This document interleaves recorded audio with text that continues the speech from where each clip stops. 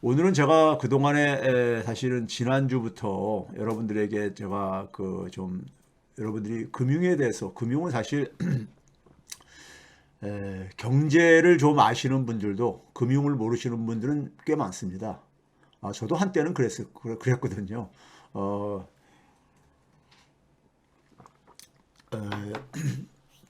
제가 대학 다닐 때는 금융에 대한 좀 약간 좀 그 젊은 시절에 저거지만요. 좀 그 모르다 보니까 좀 거부감도 있고 그랬었어요. 그러다가 금융 모르면 안 되는 세상이구나 하는 거를 90년대부터 느끼면서 그리고 이제 외환위기 겪으면서 굉장히 지식인으로서 또 그 대한민국 경제학자로서 좌경함을 느껴가지고 저는 사실 거의 독학을 했습니다. 왜 그러냐면은 제가 몇 번 말씀드렸지만은 제가 미국에서 공부를 하면서 한 가지 그들 그 삶에서 좀 배울 것들도 많이 좀 있잖아요. 우리가 누구한테나 배울 게 있듯이요. 거기서 제가 한 가지 좀 이제 그 신선한 하나의 충격을 받았던 건 뭐냐면은 물론 모든 사람들이 그런 건 아니지만은 많은 사람들이 교수라 하더라도 자기가 상대방한테 배울 게 있으면요 그 사람의 학부 수업에도 심지어 들어가 가지고 양해를 구하고 수업을 듣는 모습들을 저는 이렇게 봤어요. 그거 보고서 참 굉장히 아름답고 멋져 보이더라고요. 그래서 영어로 말하면 쿨해 보이더라고요. 배울 게 있으면 누구한테도 배울 수가 있는 거죠. 예? 그러니까 자기 권위 의식을 가지고 아는 체 해봤자 본인만 손해 보는 거니까 이제 배울 게 있으면 누구한테든지 배워야 되는 거죠. 그게 이제 배움의 자세라고 생각이 듭니다. 근데 제가 한국의 외환위기를 겪으면서 국내에서 특히 해외에서 이제 소위 말해서 우리 사회 기준으로 우리 사회가 굉장히 학력 이런 거에 대한 그 소위 말해가지고 숭배하는 게 좀 심한 사회잖아요. 그래서 소위 말해서 이제 미국에서 우리가 좀 많이 아는 많이 이름 들어봤던 대학에서 학위를 땄는데 특히 금융이나 국제금융을 전공하신 분들이 그 당시에 제가 보니까는 그 외환위기 이전에 굉장히 헛소리들을 많이 하시더라고요. 지나고 보니까요. 헛소리들을 굉장히 많이 하셨더라고요. 그리고 심지어 뭐냐면 대학원생들 그 당시에 있잖아요. 외환위기 직전에 각 대학들의 대학원에 있어서 국제금융 주제로 논문들을 한번 들여다보시면 굉장히 재밌습니다. 이것도 언제 한번 제가 소개해드리고 싶을 정도로 굉장히 너무 재밌어가지고 얼마나 무지했는가, 우리나라 국제금융 전문가들이 얼마나 무지했는가를 그 당시 그러니까는 이 자기 제자들 대학원생들 아무래도 이제 가르치고 논문 지도하다 보면은 제목 같은 경우는 지도 교수하고 거의 그러니까 합의가 이루어져야만 되거든요. 그런데 굉장히 우스꽝스러운 이 문제 인식들이 굉장히 많았었습니다. 그러고 나서 제가 그래서 좀 죄송한 표현이지만은 국내 동료 교수들한테 배울 게 없겠다 생각이 들어서 혼자서 했습니다. 굉장히 고생을 했습니다. 한 3, 4년 하니까 조금 눈이 뜨이기 시작하고 그리고 나서 한 4, 5년 지나면서 이제 전체 체계가 잡히더라고요. 저는 체계가 안 잡히면은 뭔가 찜찜해요. 그러니까 그 눈에 이렇게 선명하게 이렇게 떠올라야 되는 것이지 떠올라야지만 저는 이렇게 그 제 성격 탓인데 그래야지만 적당히 아는 거 가지고는요 굉장히 뭔가 찜찜해요. 뭔가 그러니까 이게 풀리지 않은 것 같은. 그래서 저는 주로 이제 계속해서 그런 게 풀릴 때까지 계속 뿌리를 캡니다. 뿌리를 캐는 이런 성격인데요. 그래가지고 한 4, 5년 지나니까 좀 이게 시야가 트이더라고요. 시야가 트이고 그걸 하기 위해 가지고 제가 전 세계 한 70여 군데 지금도 제가 그 리스트를 가지고 있는데 리스트로 제가 이렇게 가끔 이렇게 들여다보고 그러는데요. 거기서 나오는 그러니까 주요 그러니까 페이퍼들 연구 보고서라든가 연구 논문이라든가 이런 것들을 제가 그쭉 그걸 가지고 업데이트하고 공부도 하고 뭐 이랬는데 어느 순간부터 보니까는 뭐 이렇게 옛날에는 하여간 뭐 저희 초창기에는요 전부 다 굉장히 많은 것들을 볼 시간이 굉장히 매주 그러니까 새로운 페이퍼들이 나오고 그러니까요 나오는데 근데 이제 어느 정도 단계에 올라가니까는 그 꼭 봐야 될 페이퍼들이 한 뭐 서너 개, 한 많을 때 한 5개 정도로 줄어들다가 그러다가는 요즘은 보게 되면 뭐 저기 저 한 달에 한두 개도 잘 안 보여요. 읽을만 하고 싶은 제 마음의 저거를 저기 저 자극하는 페이퍼들이 안 보여요. 그러니까 어느 정도 이제 그러니까는 좀 이제 세상이 보이다 보니까는 그 이제 상대적으로 이제 그다음에 이제 데이터라든가 이런 거에 좀 이제 집중을 하고 제가 먼저 그 잘났다는 얘기가 아니라요. 사람이 이제 그러니까 그 공부를 하다 보면 이제 그러니까 시야가 트일 때가 있잖아요. 트일 때가 있는데 그렇게 해가지고 하다 보니까는 사실은 지나고 나 보니까는 잘했다는 생각이 들고 고생을 했었어도 그리고 대학원에서 공부하는 방식보다 훨씬 더 나았었다 하는 이런 느낌이 들더라고요. 대학원에서 공부했을 때 비교해 보게 되면요. 하여간 이건 뭐 제 그냥 그 경험을 제가 말씀드리는 거고요. 오늘부터 좀 이제 제가 볼 땐 2회 내지는 3회 정도 그 제가 말씀을 드렸잖아요. 어느 젊은 자영업자분이 좀 국제금융을 공부하고 싶다. 이런 얘기는 제가 좀 가끔 듣긴 했는데 여기에 목말라 하시는 분들이 좀 꽤 있는 것 같고 제가 채백은 TV는 여러분들에게 고기 잡는 법을 가르쳐 드리겠다 그랬잖아요. 정보를 주기보다도. 지금도 여전히 뭐냐면 유튜브 이런 데서는 정보만 얻기를 바라는 사람들이 많지요. 그리고 이제 외부 강연가도 마찬가지입니다. 외부 강연가도 보게 되면 이제 되게 고기를 원하지요. 대부분 사람들은요. 근데 사실은 고기 잡는 법을 배우는 것이 훨씬 더 그 매력적인 일입니다. 매력적인 일인데 그런 점에서 오늘하고 많게는 한 오늘 포함해서 3회 정도까지는 제가 여러분들 금융에 대해서 사실 금융하고 국제라는 말을 앞에 포함한 것은 거의 같은 말이기 때문에 국제금융하고 뭐 국내금융이 따로따로 분리가 되어 있는 게 아니기 때문에 이렇게 표현을 한 거고요. 그래서 그걸 이제 시간을 가지려고 하는 것이고요. 금융에 대해서 이제 충분히 자기가 아시는 분들은요, 이 방송 안 들어도 됩니다. 안 들으셔도 되고요. 아니면 그냥 뭐 자기 아는 거 하고 이렇게 비교하는 이런 시간으로 생각하시면 되고요.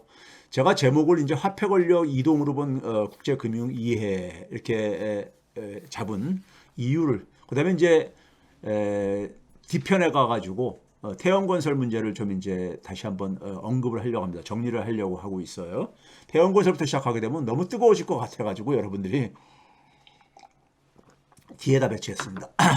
양해를 부탁드립니다. 자, 그럼 시작하도록 하겠습니다. 화폐는요, 권력입니다. 그래서 제가 화폐 권력이라는 표현을 써요. 우리가 우리 사회를 지배하는 어떤 특정 나라를 지배하는 힘 할 때 과거엔 총구에서 나온다.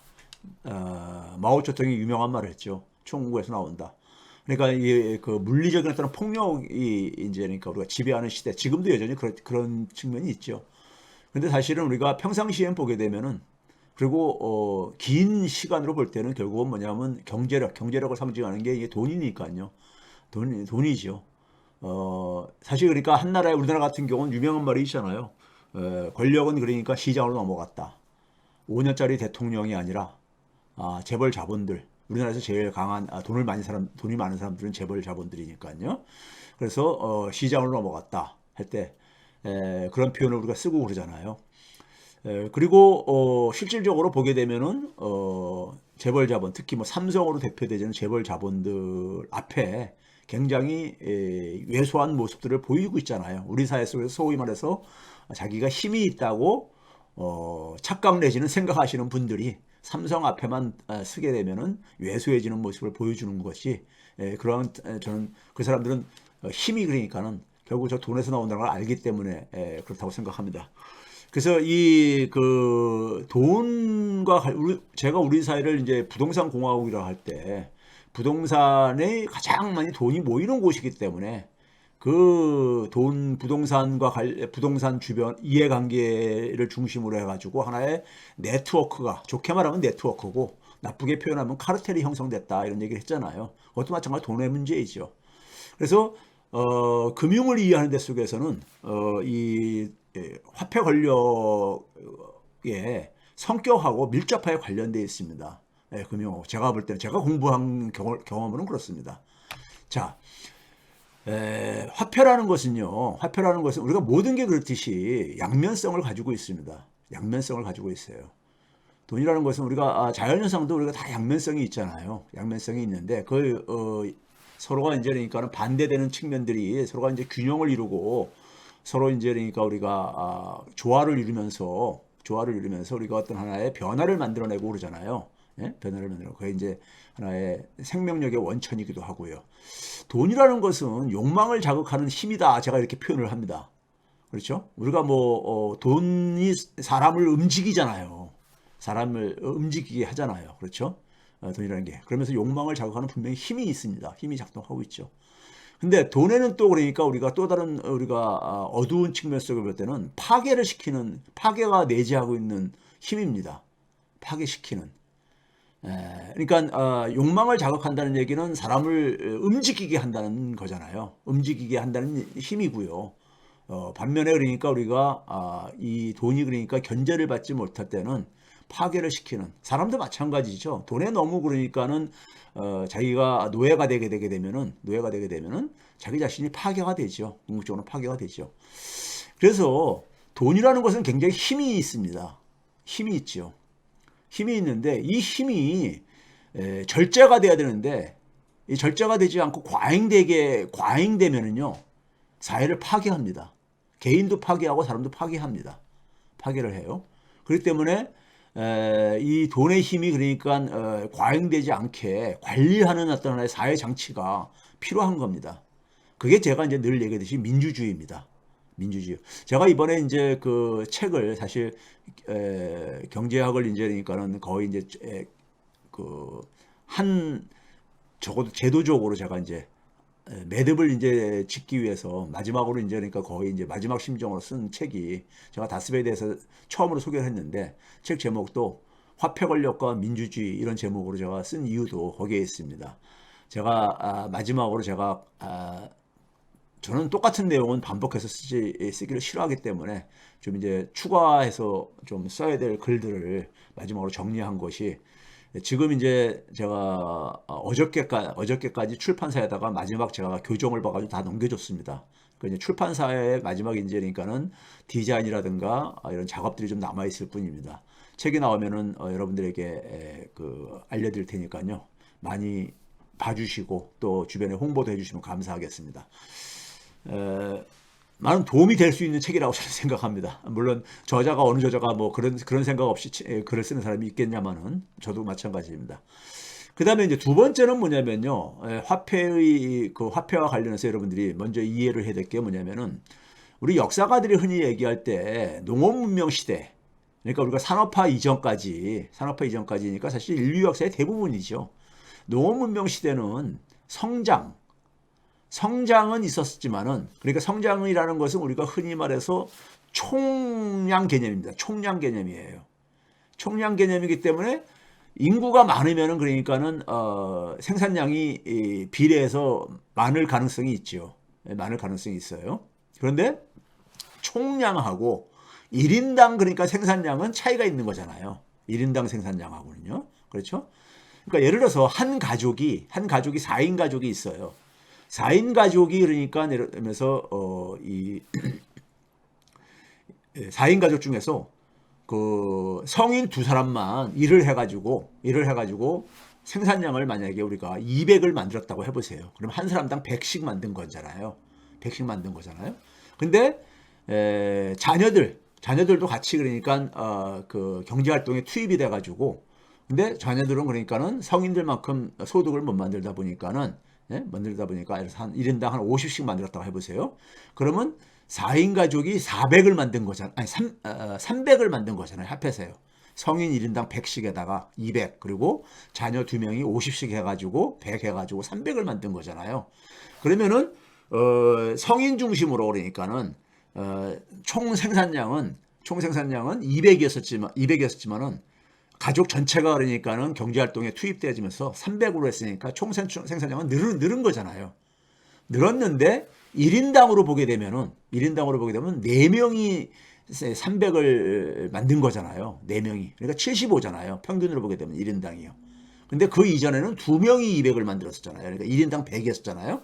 그러니까 이게 이제 그러니까 우리가 1인당으로 얘기하는 것이 평균으로 얘기하는 것이 이게 생산성이죠. 생산성은 그러니까 증가 안 할 수가 있습니다. 생산성은 증가 안 할 수가 있죠. 그렇죠? 그랬을 때 우리가 총량은 그러니까 우리가 되게 증가가 있었지만은 총량은 증가가 있었지만 농업사에서도 생산성 증가는 거의 없었다는 것, 이런 주장에 대체로 동의합니다. 물론 시기별로 그러니까 차이는 좀 있지만은 시기별로 차이는 있지만 대체적으로 큰 변화는 없었다 이렇게 그리고 있었어도 굉장히 미미했다.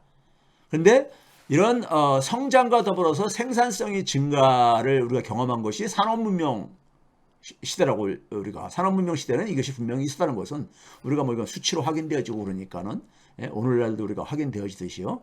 이거는 그러니까는 모두가 동의하는 겁니다. 그래서 우리가 산업화가 되어지면서 본격적으로 그러니까는 경제 성장이 진행이 되었다는 이런 이제 표현들을 합니다. 그래서 산업화는 대개 이제 유럽에서는 서구에서는 도시를 중심으로 하다 보니까 도시화하고 동의어로 사용한다거나 그 다음에 뭐냐면 경제 성장의 역사와 동의어로 되게 이렇게 사용하는 이유가 거기에 있습니다. 그런데 이렇게 그러니까는 성장과 생산성이 그러니까는 우리가 다 증가를 할 수 있기 위해서는 우리가 흔히 기술 만능주의에 빠진 사람은 어떤 하나의 생산 기술의 발전으로 이것을 그러니까 이해하려고 하지만은 기술 혁신이 일어나려면요 사회가 먼저 변화해야 됩니다. 사회가 먼저 변화해야 돼요. 사회가요. 그걸 이제 우리가 사회 혁신이라고 합니다. 기술 혁신에 대응하는 말로 그러니까 우리가 사회 혁신이라고 합니다. 사회 혁신이요.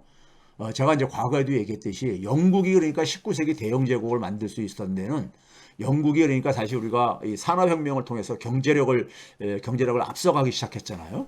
그 경제력이 뒷받침되다 보니까는 영국의 그러니까 군사력도 그러니까 우리가 막강한 군사력을 가질 수가 있었던 것이고요. 그런데 영국의 산업혁명이라는 것은 기술혁명이라고도 표현할 수 있는 거잖아요. 산업혁명이라는 것은 사실 사회 혁신이 있었기 때문에 가장 대표적인 사회 혁신을 제가 뭐라 했습니까요? 민주주의라는 제도의 그러니까 도입과 그다음에 더불어서 뭐냐면은 지금 제일 맨 밑에 표현한 화폐혁명입니다. 화폐혁명이요. 소위 말해가지고 그러니까 우리가 중앙은행 시스템을 창조해낸 거죠. 창조해낸 겁니다. 중앙은행 시스템이 하나의 화폐혁명의 내용을 담고 있는 이유는 뭐냐면은 불안화폐. 불안화폐라는 건 뭡니까? 안일불자에다가 바꿀 한자니까는 실질적인 가치가 있는 걸로 바꿔주지 않는 화폐라는 얘기인 거죠. 우리가 화폐라는 건 일반적으로 종이돈을 연상을 하잖아요. 물론 동전도 있지만은요. 그렇죠? 종이돈을 연상하는데 그 종이돈은 가치가 없는 거잖아요. 실질적인 가치가요. 예? 근데 이 실질적인 가치가 없는 종이돈이 유통될 수 있는 것은 유통될 수가 없었습니다. 유통되기 위해서는 이것이 금이라든가 은이라든가 이런 실질적인 가치가 있는 걸로 언제든지 교환이 돼야지만이 이게 그러니까 유통될 수가 있었던 것이죠. 그걸 태환화폐라고 그러죠. 태환화폐요. 그런 점에서 이건 불안화폐고 그다음에 신용화폐죠. 믿고 사용하는 거죠. 예? 믿고 사용할 수 있는 거잖아요. 우리가 오늘날 중앙은행이 찍어내는 지폐들 이게 이제 그러니까 불안화폐이자 신용화폐이죠. 그렇죠? 이게 이제 그러니까 우리가 실질적인 가치가 뒷받침되지 않은 화폐를 창조해낸 겁니다. 창조해냄으로써 과거에 그러니까 우리가 금으로 뒷받침되어지는 태환화폐를 사용할 때는 금이 양에 의해 가지고 화폐에 그러니까 우리가 유통량이 제약받을 수밖에 없었잖아요. 그렇죠? 그런데 금으로 뒷받침 안 되는 화폐가 창조가 되었기 때문에 화폐가 그러니까 훨씬 더 많이 그러니까 발행될 수 있게 된 거죠. 발행될 수 있게 된 거잖아요. 화폐라는 것은 결국은 뭐냐면 아까 뭐랬습니까요? 사람의 욕망을 자극하는 힘이라 그랬어요. 사람의 욕망을 자극하는 힘이요. 그러니까 이 화폐가 많이 이제 그러니까 쏟아져 나올 수 있다 보니까는 이것이 그러니까는 경제 활동에 굉장히 자극제가 되죠. 경제 활동을 그러니까 우리가 끌어올리는 그러니까 하나의 자극제가 되었죠. 그래서 저는 이런 의미 속에서 화폐혁명이라고 얘기합니다. 일반적인 역사 속에서 얘기하는 화폐혁명은 약간 틀립니다. 일반적인 화폐혁명 얘기는 그러니까 우리가 소위 말해서 뭐 지리상 발견으로 인해 가지고 금강 발견이라든가 뭐 그리고 나서 뭐 물가가 그러니까 어떤 변동 이런 내용들을 가지고 얘기를 하지만은 제가 얘기하는 화폐혁명 바로 이겁니다. 이건 산업화에 있어 속에서 필수적인 요소였었습니다. 이게 없었으면은 제가 볼 때는 이게 없었을 때는 없었다면은 사실 산업혁명이라는 것은 굉장히 한계가 있었다고 저는 보는 사람입니다. 화폐혁명, 민주주의와 더불어서 근데 화폐혁명은 민주주의하고 하나의 쌍으로 이해를 해야만 됩니다. 왜? 화폐라는 것은 우리가 굉장히 강한 힘을 가지고 있는 거예요. 화폐는 근본적으로 사회를 황폐화시킬 수도 있거든요. 그러니까 우리가 잘 절제되도록 사회 발전에 그러니까 도움이 되도록 견제할 수 있는 하나의 사회적인 장치가 필요하고 그게 바로 저는 민주주의라고 얘기를 했던 거죠. 그게 제가 이 그림으로 보여드린 겁니다. 제가 인간은 사회적 동물이다 했을 때 인간의 사회적 동물이라 했을 때 인간의 그러니까 대부분 주요 활동들은 다 사회 활동이라는 얘기고 그 주요 활동의 대표적인 활동이 생산 활동이잖아요. 생산 활동도 사회적 생산이라 이거죠. 그걸 화폐로 표현한 것이 사회적 생산액이죠. 사회적 생산액, 사회적 생산 가치이죠. 그게 바로 GDP입니다. 그게 GDP예요. 그 GDP를 함께 만들어냈기 때문에 배분을 하는 데 속에서 우리는 궁극적으로 배분을 받기 위해서 이걸 함께 만들어낸 거죠. 예? 함께 만들어낸 거잖아요. 그래서 우리가 사회적으로 우리가 함께 만들었기 때문에 사회 몫이 먼저 그러니까는 할당을 한다는 얘기를 했잖아요. 사회 몫으로 먼저 할당을 해야 된다. 그 사회 몫을 얼마나 그러니까 배분할 것이냐를 결정하는 것은 정치 영역이고 현대사회 속에서 정치라는 것은 바로 민주주의 원리 가지고 즉 1인 1표가 작동하는 민주주의 원리에서 작동되는 것이다 했잖아요. 그리고 나머지를 그러니까 우리가 개인들의 기여도에 따른 시장에서 결정되어지는데 이 시장은 1원 1표가 돈의 힘이 지배하는 곳이다 그랬잖아요. 그 시장은 굉장히 정글과 같은 곳입니다. 정글과 같은 곳이죠. 예? 돈의 힘이 지배하는 곳이기 때문에 그렇습니다. 돈이 없는 사람은 제대로 굉장히 불이익을 많이 받죠. 불이익을 많이 받죠. 그러면 시장만 존재한다면 제가 시장만 존재하는 사회는 존재할 수 없다 했잖아요. 왜? 시장만 존재하는 사회는 기본적으로 이론적으로 볼 때는 극소수가 다 모든 것을 다 독점할 수밖에 없기 때문에 극소수가 독점을 하기 때문에요. 예? 그런 사회는 사회로서의 그러니까 우리가 기본적인 그러니까 구성을 될 수가 없는 거잖아요. 그래서 정치와 경제는 그러니까 정치와 시장은 그러니까 우리가 서로가 그러니까 분리할 수 없는 관계다. 예? 분리할 수 없는 관계고 시장과 민주주의라는 것은 하나의 쌍입니다. 한 부모 밑에서 태어난 그러니까 하나의 그러니까 같은 형제라 이겁니다. 예? 형제라 이거예요. 시장주의자들 중에서 민주주의를 굉장히 그러니까 싫어하는 사람들이 있는데 자기는 자칭 시장주의라고 하면서 이건 사이비 시장주의자입니다. 사이비 시장주의자인 거예요. 왜? 시장 자체를 궁극적으로 파괴시킬 수밖에 없기 때문에 시장만 존재하면은 시장 자체도 파괴되어집니다. 그러면서 그건 사이비 시장주의입니다. 반면에 그러니까 시장을 너무 그러니까는 억압해버리게 되면 억압해버리고 정치가 그러니까 시장을 억압해버리면은 그것도 마찬가지로 변화가 안 생깁니다. 왜? 사람이 가지고 있는 그러니까는 욕망을 그러니까는 억압하는 거거든요. 사람의 욕망을 너무 억압한다는 얘기는 우리가 그것도 마찬가지로 사회 발전에 그러니까 이렇게 바람직하지 않습니다. 그게 바로 우리가 실패한 현실 사회주의 실험이었었죠. 현실 사회주의 실험. 예? 인간을 그러니까 우리가 기본적으로 인간의 욕망을 그러니까는 억압해야지만이 억제해야지만이 평등을 달성할 수 있다는 이런 이제 그러니까 우리가 믿음 속에서 나온 하나의 이데올로기가 현실 사회주의였잖아요. 그건 정치가 과잉된 겁니다. 정치가 과잉된 거죠.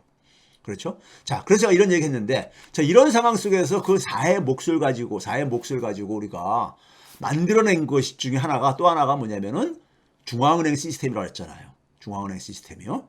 그렇죠? 중앙은행이 발행하는 화폐라는 건 뭐라 했었어요? 지금 우리가 금융을 이해하기 위해서는 돈을 먼저 이해를 해야 되기 때문에 제가 가장 기본적인 돈의 기본적인 개념부터 다시 반복을 하는 겁니다.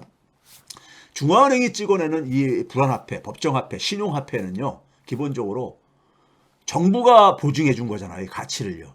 그렇죠? 해당 국가의 정부가 가치를 보증해 준 거잖아요. 그래서 이 화폐 업무는 정부의 업무입니다. 정부에서 돈과 관련된 업무를 하는 부서가 우리나라 같으면 기재부지요.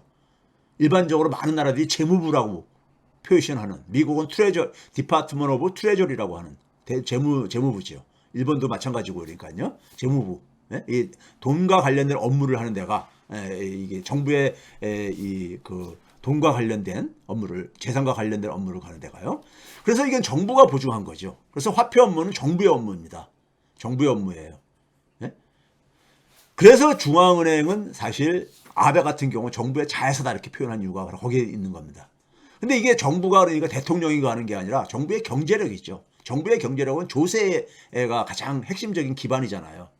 근데 그 조세는 누가 내느냐? 국민들이 하는 거잖아요. 모든 국민들이 다 조세에 그러니까는 정도 차이가 있을 뿐이지 다 기여를 하잖아요.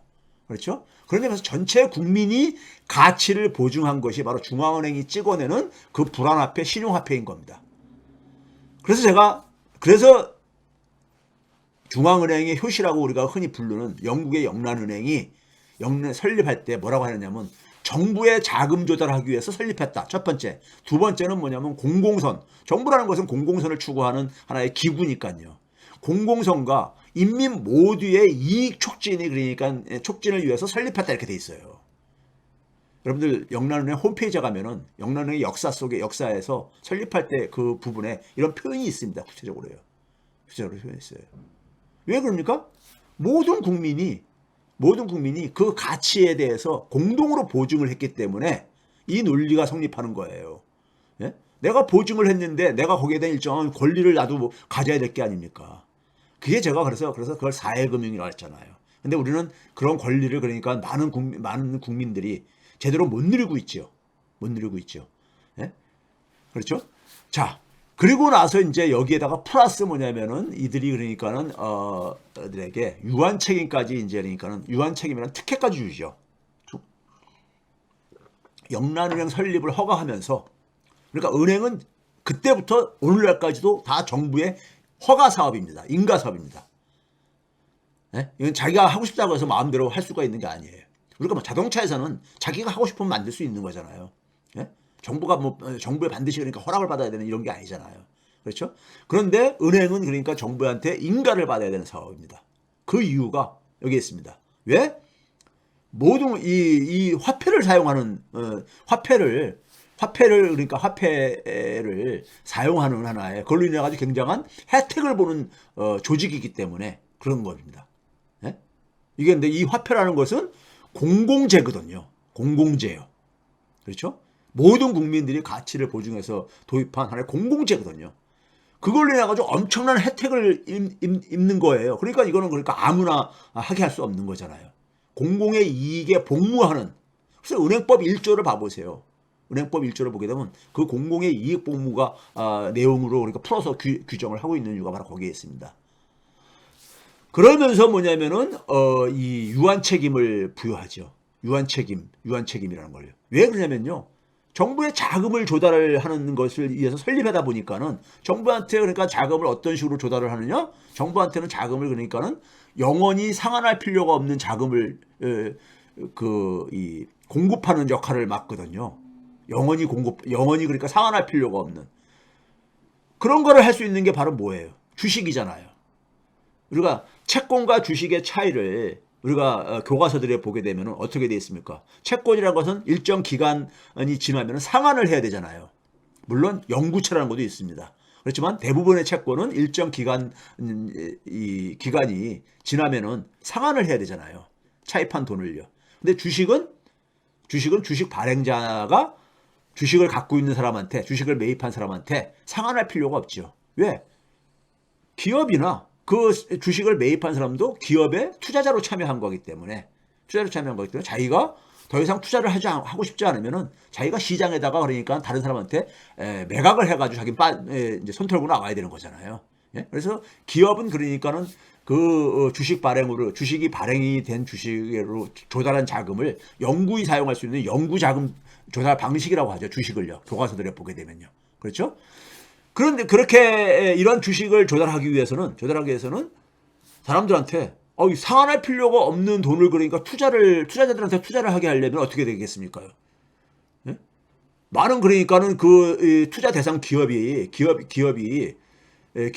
또 기업이라는 것은 그 돈벌이를 하기 위하다 보면은 어떤 위험에 빠질 수도 있고 그러는데 그 위험 때문에 그 위험으로 인해 가지고 자기가 투자하는 게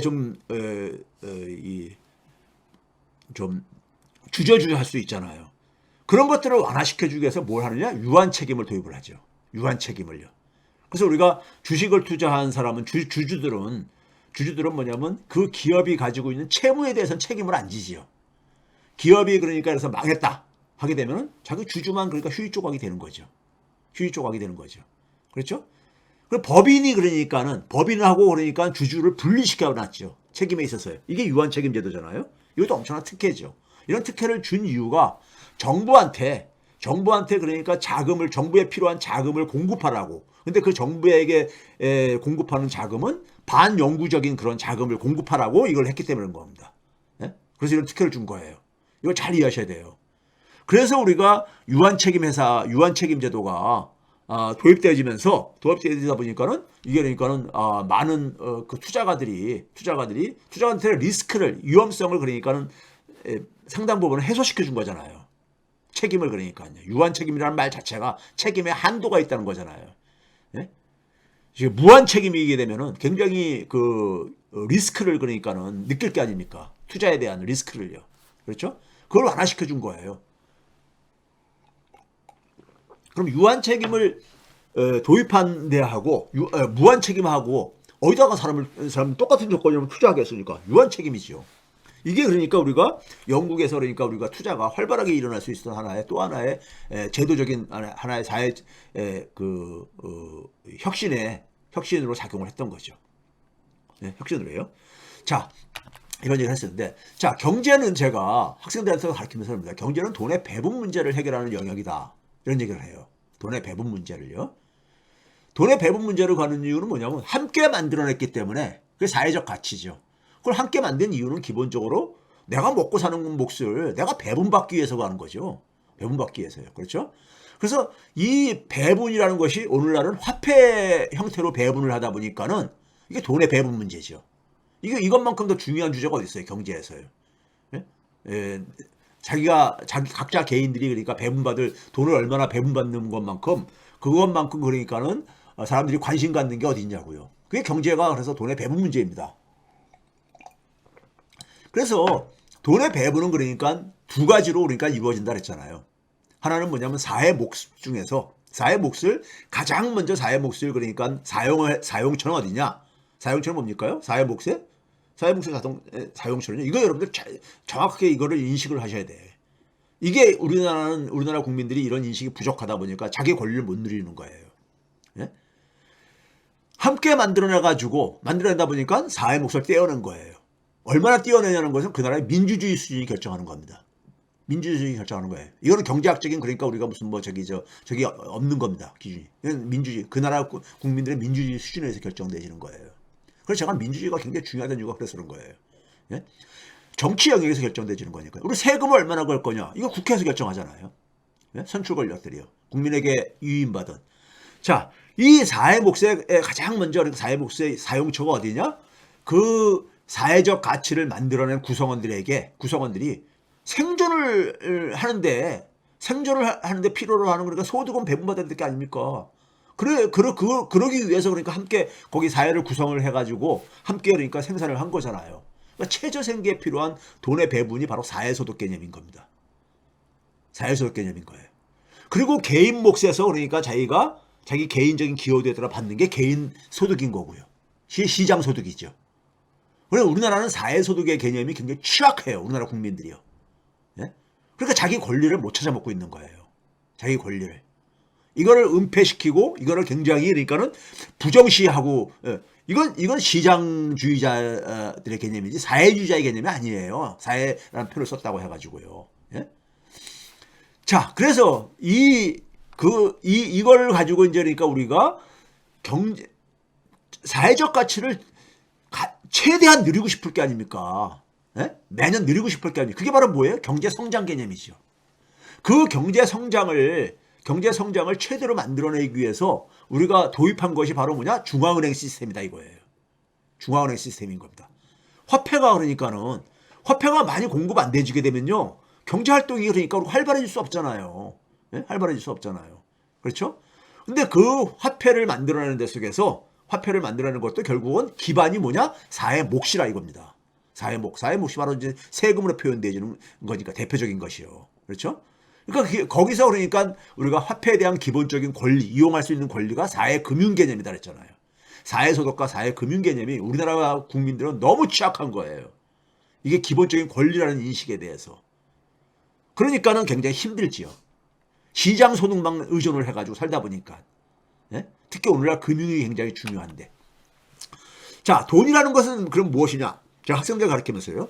우리가 돈부터 먼저 이해를 해야 됩니다. 오늘은 그러니까 돈을 이해하는 시간으로 하고, 다음 주에는 제가 이제 돈의 가격, 돈의 가치에 대해서 좀 얘기를 하려고 합니다. 돈의 가치.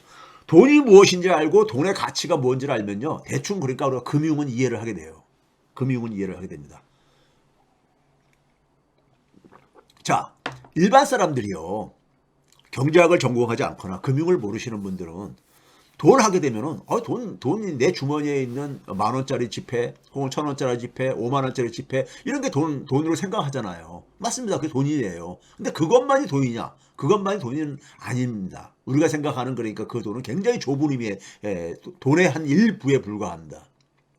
그러니까 기본적으로 돈이라는 건 뭡니까? 중앙은행에서 찍어낸 돈이잖아요. 예? 신용화폐요. 신용화폐인데 그러면 돈은 모두가 그러니까 돈은 모두가 사실은 죄송합니다. 돈이라는 것은 제가 첫 주가 좀 굉장히 좀 바빴었어요. 어저께도 제가 뭐 강연 비슷하게 갔다가 정확하게 강연은 아니고 뭡니까 그 토크쇼에 갔었다가 저녁 때 그까지 하다가 와가지고 그리고 이 교정을 보느라고 또 상당히 집중을 하다 보니까요. 그래서 제가 약간 코가 맹맹한 소리가 좀 나는 것을 이해를 부탁드립니다. 그래 돈이라는 것은 모두가 관심 있는 거잖아요. 예? 돈에 관심 없는 사람은 거의 없죠. 거의 없어요. 돈을 초월하고 사는 사람들 빼놓고는요. 그렇죠? 근데 돈을 결국 찍어내는 곳은 중앙은행이잖아요. 그러니까 중앙은행을 이해를 해야 돼요. 제가 학생들한테 니네들 돈 좋아하려면은 돈을 이해해야 되지 않느냐. 돈을 이해 못하는데 어떻게 돈을 그러니까 많이 여러분들 돈을 가질 수가 있겠느냐. 그런 얘기를 해요.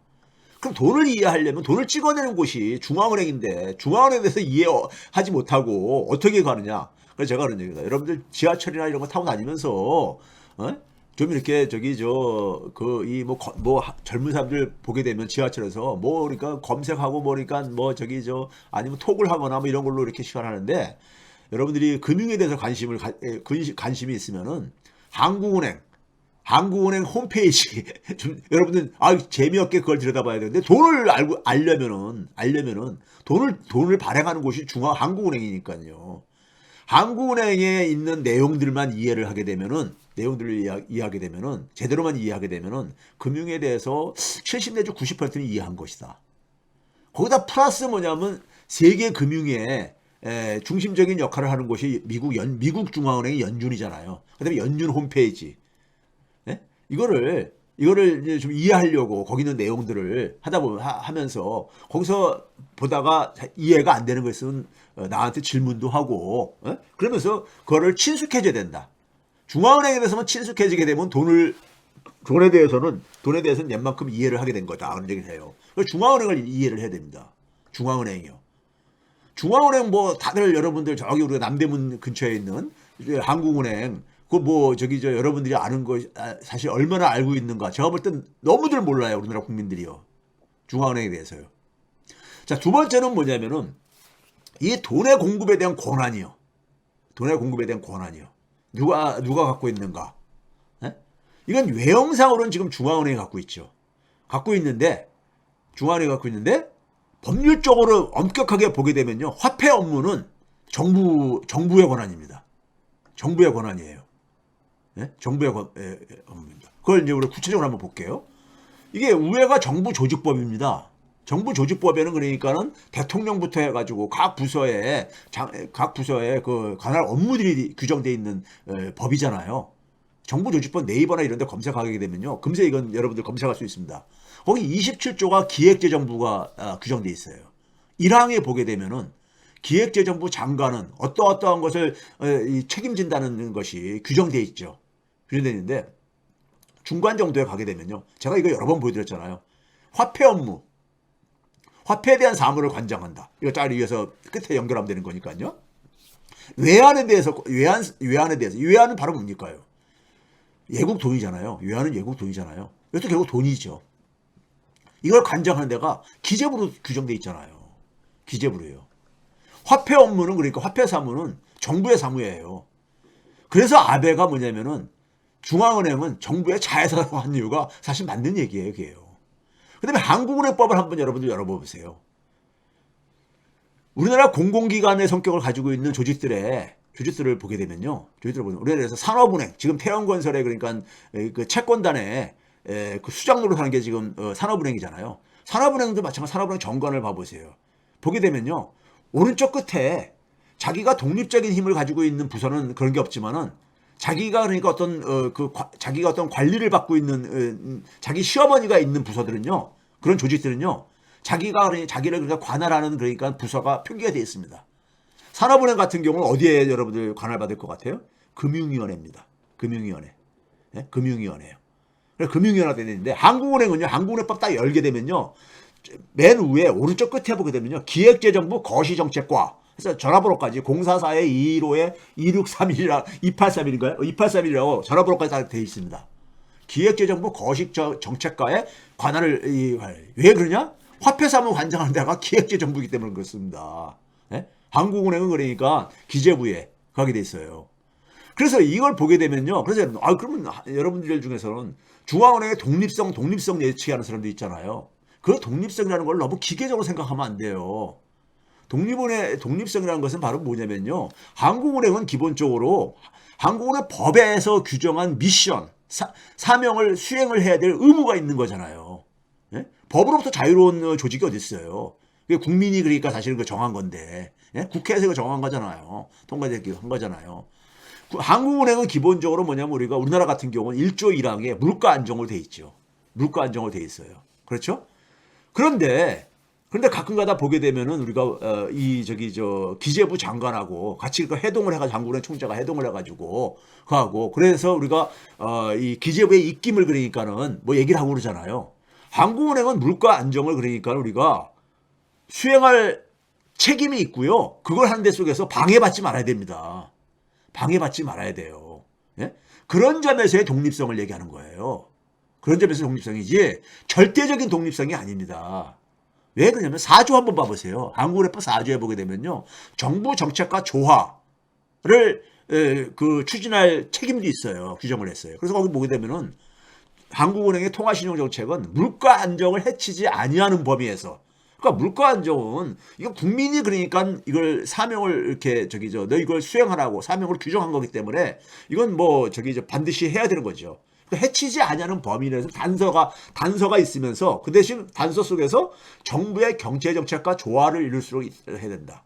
물가 안정을 그러니까 목표를 크게 훼손되지 않는 한에 있어서는 정부하고 그러니까 협조를 하라 이거예요. 이거 해놨잖아요. 네? 그게 왜 그러냐면 정부한테도 그러니까 그런 화폐에 대한 권한이 있기 때문인 거예요.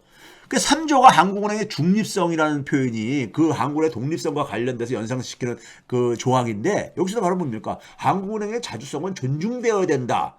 이게 굉장히 선언적인 거잖아요. 네? 자율적으로 집행되도록. 근데 뭘 위해서 그러니까는 자기가 부여받은 미션을 수행하기 위해서 그 미션의 핵심적인 게 한국은행은 물가 안정이죠. 연준 같은 경우는 거기에 완전 고용이 더 우선적으로 이렇게 돼 있고 그렇기 때문에 그런 것뿐입니다. 예? 이거에서 여러분들 한국은행 법을 제대로 이해를 하셔야 돼요. 그러다 보니까는 제가 이거 여러 번 소개시켜드렸죠. 크루그만이 지난해 그러니까는 5월 달에 뉴욕 타임스 칼럼을 쓰고 있잖아요. 이 사람이요. 예? 몇 년째요.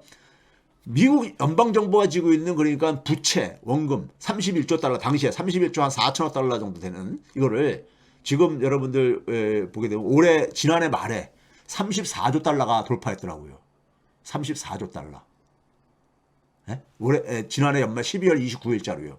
34조 15억 달러인가 이렇게 되더라고요. 15억 달러, 34조 달러가 돌파했어요.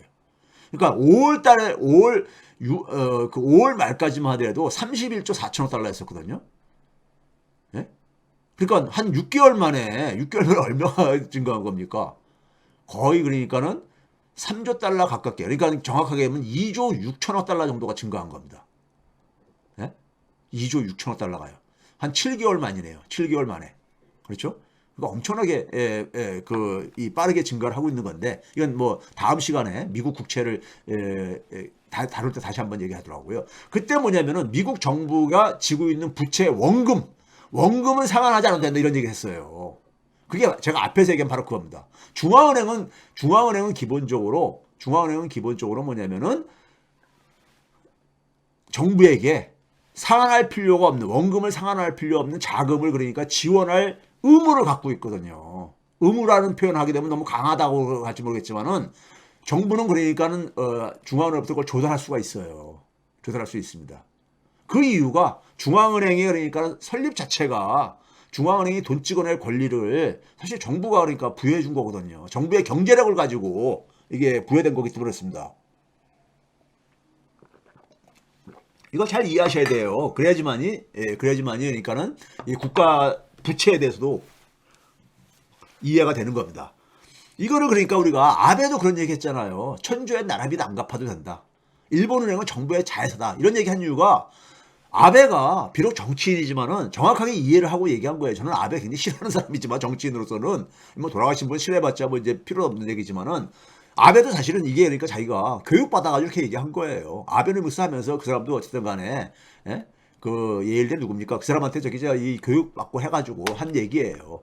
영란은행 설립 이후에 그게 돼 있어요. 영란은행 설립, 아까 제가 했잖아요. 홈페이지에 가게 되면요. 이거 찾을 수가 있어요. 홈페이지에 가게 되면 영란은행의 역사의 부분을 보게 되면 왼쪽에 있는 게 바로 뭐냐? 칙령입니다. 칙령이요. 칙령 그 문서 그림도 있어요. 1694년에 차터 내린 거예요. 그러니까요. 차터라는 게 우리가 인가를 내리는 거잖아요. 우리가 왕의 교서를 내리듯이 그러니까요. 거기 오른쪽에 보게 되면 영국 영란은행이 1694년 7월 27일 날 이게 설립되어지는데 어떻게 맨 첫 문장이 뭐라고 되어 있습니까요? 맨 첫 문장이 뭐냐면 정부에 대한 은행으로서 그러니까 기능하는 민간은행으로서 시작됐다는 얘기잖아요. 물론 영란은행은 1948년인가요? 노동당 정부에서 국유화되어집니다. 근데 그 전까지는 이게 민간은행이었어요. 근데 민간은행이지만 정부의 은행으로 간다는, 이게 우리나라 교과서도 그렇게 돼 있잖아요. 중앙은행은 정부의 은행이자 은행의 은행이다 이렇게 돼 있잖아요. 정부의 은행입니다. 정부의 은행으로서 이게 만든 거예요. 그리고 당연히 정부의 은행이라는 게 뭐예요? 정부의 그러니까 소위 말해서 금고지기란 이거죠. 정부에 필요한 자금을 그러니까 원래가 그렇게 해주겠다고 하면서 만든 거거든요. 허가받은 거거든요. 이 영란은행 만든 뱅커들이 그런 돈을 빌려주겠다고 하면서 이거 허가받은 거거든요. 그러고 나서 그 밑에 문단에 보게 되면 공동왕, 당시 윌리엄하고 여왕 메리가 뭐냐면 이 영란은행이라는 것은 퍼블릭굿, 공공소를 촉진하고 그 다음에 우리 인민들의 이익을 촉진하기 위해서 설립되었다 이렇게 얘기를 하고 있잖아요. 이거를 이해하는 것은 제가 지금 앞에서 얘기한 중앙은행이 그러니까는 기본적으로 중앙은행의 가장 큰 권한은 뭐예요? 돈 찍어내는 거잖아요. 돈 찍어내는 거잖아요. 예? 이 종이돈 찍어낼 수 있는 곳이잖아요. 예? 그렇죠? 근데 그 돈이 그러니까 유통되려면 가치가 보증돼야 되잖아요. 그 가치를 누가 보증을 해줬느냐? 전체 국민이 해준 거기 때문에 이런 말이 이게 된 거예요. 이거를 이해하지 못하면 중앙은행이 이해하지 못한 거고, 그 다음에 돈에 대해서 이해를 하지 못한 거예요. 이걸 이해를 하셔야 되는 거예요. 그 한국은행법도 보게 되면요. 이건 어느 나라 중앙은행에 다 있는 조항인데, 한국은행 75조 1항. 여러분 한번 들여다보세요. 75조가 뭐냐면, 정부에 대한, 그러니까는, 정부에 대한 은행 역할을 하는 거. 즉, 여신이라는 게 돈 빌려주는, 대출해주는 거잖아요. 1항이 뭐랬냐? 한국은행은 정부에 대하여 당좌 대출 또는 그 밖의 형식에, 그러니까 어떤 형식이든 간에 여신을 할 수 있게, 돈을 빌려줄 수 있게 돼 있다. 심지어는 뭐냐면 정부로부터 국채를 직접 인수할 수도 있다. 정부가 그러니까 채권 발행을 해가지고 너 넘겨주면서 거기에 채권에 표시된 돈만큼을 그러니까는 뭡니까 대출 받을 수가 있는 거예요. 예? 그만큼 찍어내 한국은행 걸 찍어가지고니까요. 적어도 법률적으로는 그게 가능하게 돼 있는 거예요. 예?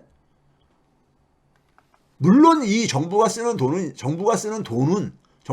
선출 권력인 의회에서 통제를 받죠. 그게 이양이 돼 있는 거고요. 왜 국민이 허가해 주는 거니까. 우리가 예산을 설정하는 것도 국회 통과를 심사를 받아가지고 가잖아요. 정부가 돈을 쓰는 건 대통령이 마음대로 쓸 수 없는 거죠. 국민의 허락을 받아야 되는 거죠. 그러니까 모든 것은 국민으로부터 나오는 거예요. 그러니까 국민이 그러니까 주인의식, 국민들이 그러니까는 정치에 대한 관심과 참여 이게 있어야지만이 나라가 제대로 돌아가는 거예요. 이거 없으면은요 개판됩니다. 제가 이런 표현해서 좀 죄송하지만은 예? 그게 우리가 지난 1, 2년 동안 겪은 거예요. 제가 그래서 그냥 무슨 뭐 선부당처럼 한 얘기가 아닙니다. 제가 작년 초부터 윤석열 정권 출범하는 거 딱 보면서 정치 외면에 대한 비용 청구서를 받을 거다 그랬잖아요.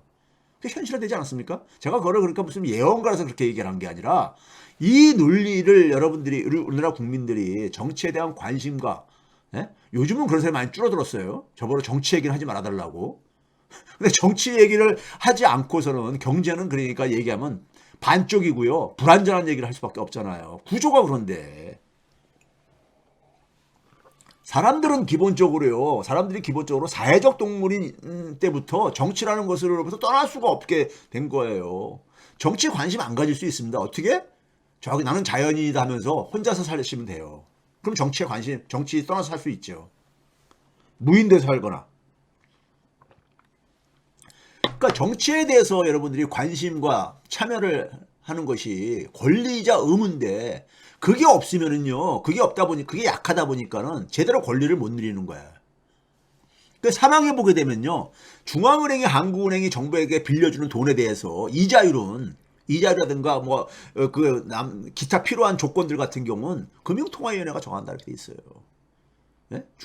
한국은행에 그러니까 우리가 이 정하는 멤버들이 금융통화위원 7명이 있잖아요. 한국은행 총재를 비롯해가지고요. 이 사람들은요, 법적인 자기들의 책임만 그러니까 없으면은요, 정부가 요구하는 거 되게 다 들어줍니다. 자기들한테만 묻지 않으면요. 아까 얘기했던 정부조직법하고 한국은행법하고 그다음에 은행법, 그다음에 금융위원회 설치 등에 관한 법률까지 제가 쭉 한 장에다 이렇게 모아놨는데 글자가 작은 걸 하다 보니까 여러분이 눈이 좀 어지러울 수가 있는데, 눈이 어지러울 수 있는데 앞에 이제 그러니까는 기재부하고 한국은행법은 앞에서 소개한 거고요. 은행법을 보게 되면 1조의 목적에 보게 되면 국민경제 발전에 이바지할 자금 중개 기능의 효율적이라는 게 무슨 말인지 아세요? 돈이 그러니까 잘 돌게 모든 국민에게 다 필요한 사람들에게 돌게 하라는 얘기예요. 이게 은행이 인가받은 이유예요. 그 다음에 금융위원회법에 보게 되면은 금융위원회 이 사무에 17조에 사망에 보게 되면 금융기관의 설립, 합치는 거. 그 다음에 영업에 대한 그러니까 자기가 그러니까 매각을 한다거나 아니면 그러니까 이것을 그러니까 뭐 어떻게 경영하는 이 내용들도 다 이거 인가받고 허가받아야 되는 상황이야. 예? 그래서 금융위원회한테 꼼짝 못하는 이유가 은행들이요. 그래서 그런 거예요. 예?